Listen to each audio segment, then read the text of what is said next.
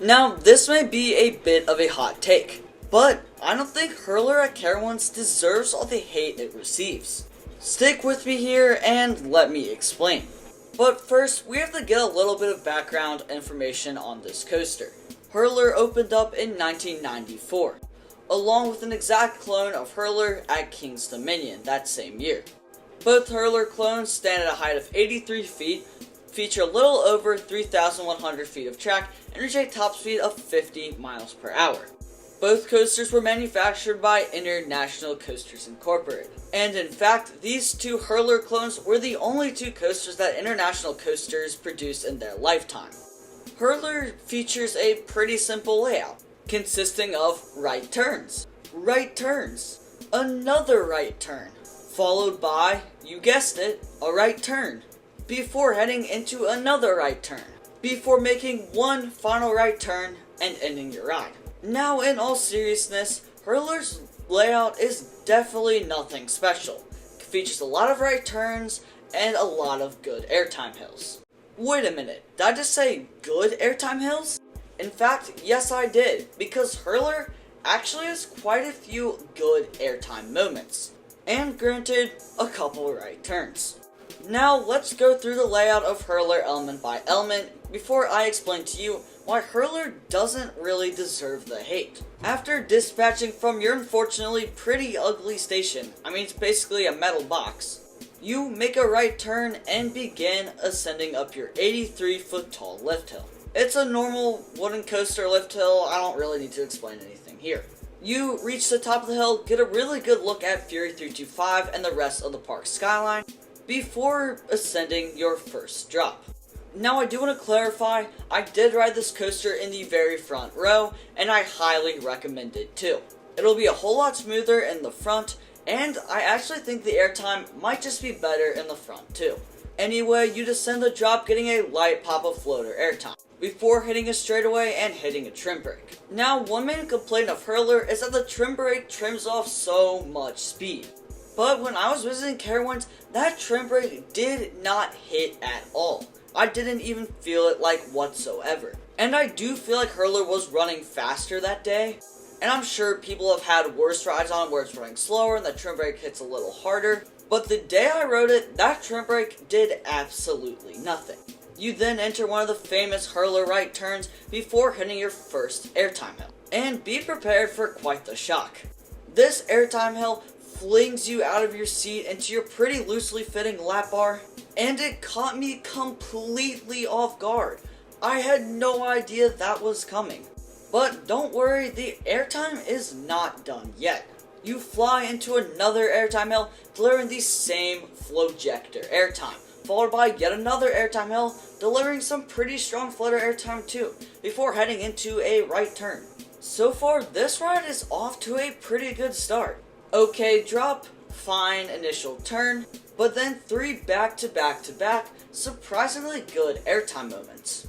You then hit a bit of a straightaway before ascending into yet another airtime hill, delivering again good flowjector airtime, followed by a smaller sort of bunny hill that delivers that same pretty good strong floater airtime, followed by a right turn. Now I will say the transition into this right turn is a little bit on the rougher side, but it's not anything too bad. After that turn, you get yet another bunny hill, delivering some pretty good flutter airtime before hitting a decently rough right turn, but again, nothing too bad, before heading into another small bunny hill, and then you hit the brakes. You do come to a pretty abrupt stop, so just brace yourself a little bit and you'll be totally okay. And that concludes your ride on Hurler.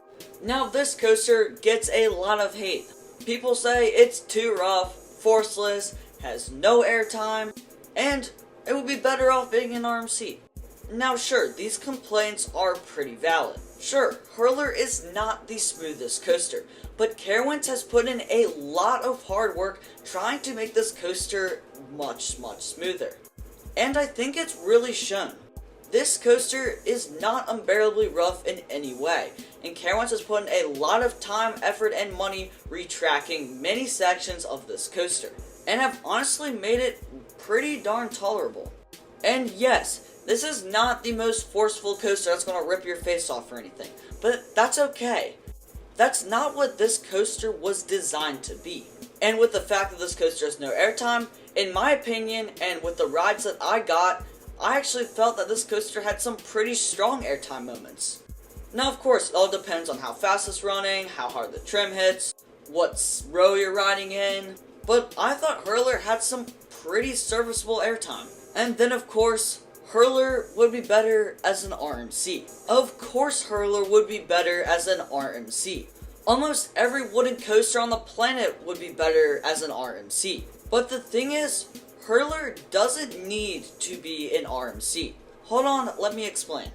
I think Hurler's place in Carowinds' coaster lineup is as a good bridge-the-gap coaster between Carowinds' smaller coasters and coasters like Fury 325. It's meant to fill that gap of like a pretty intense family coaster, but not over the top, while also serving as the park's only wooden roller coaster. And Hurler's actually surprisingly still popular at Carowinds, almost always commanding a good 10 to 15 minute wait. Okay, so Hurler would be better as an RMC. But if Carowinds did RMC Hurler, they would be losing out on a major bridge-the-gap coaster between the smaller and the larger coasters at Carowinds, while also effectively removing their only major wooden roller coaster. Could Hurler be better as a massive RMC like Twisted Timbers?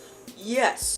But just because Hurler would be a good RMC doesn't mean that we need to hate on Hurler. I think it's a perfectly fine wooden roller coaster, especially on a really good day. When it's running fast and the trim brake doesn't hit, this coaster is really a surprisingly good roller coaster.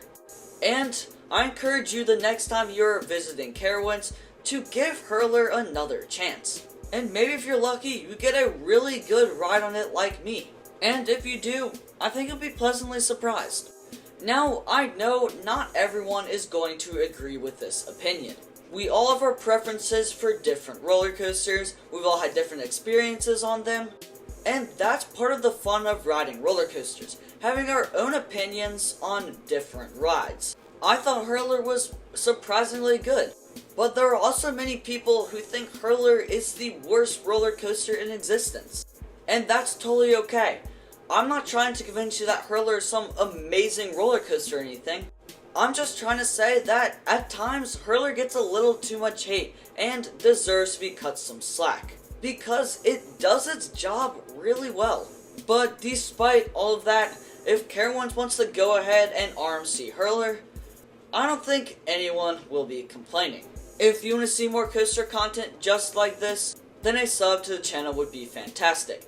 It helps out the channel a lot, and I'm trying to reach 1,000 subscribers by the end of 2024, and I need your help. Drop a like down below while you're at it, and thank you guys for watching, and I will see you all in the next one.